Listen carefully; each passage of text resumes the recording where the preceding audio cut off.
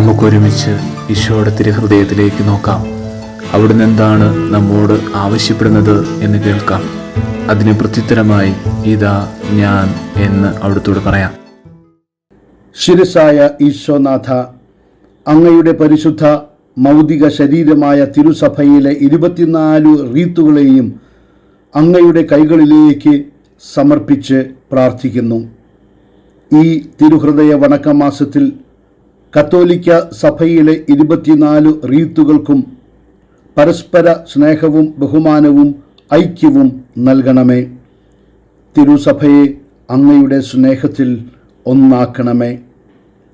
വ്യത്യസ്ത ദേശങ്ങളിലും സാഹചര്യങ്ങളിലുമാണെങ്കിലും അവരെല്ലാം ഒറ്റ മനസ്സോടെ അങ്ങയെ പൂർണ്ണതയിൽ അനുഗമിക്കാൻ ഇടയാക്കുന്നതിന് വേണ്ടി പ്രാർത്ഥിക്കുന്നു. ഈശോയെ, ഈ തിരുഹൃദയ വണക്കമാസത്തിൽ എല്ലാ റീത്തുകളിലും ഒരു പുത്തൻ അഭിഷേക കാറ്റ് വീശാൻ അങ്ങ് അനുഗ്രഹിക്കണമേ എന്ന് പ്രാർത്ഥിച്ചുകൊണ്ട് അങ്ങയുടെ തിരുഹൃദയത്തിൽ ഏക പരിശുദ്ധ കത്തോലിക്ക അപ്പസ്തോലിക്ക സഭയിലെ 24 റീത്തുകളെയും പ്രതിഷ്ഠിക്കുന്നു. ആമേൻ.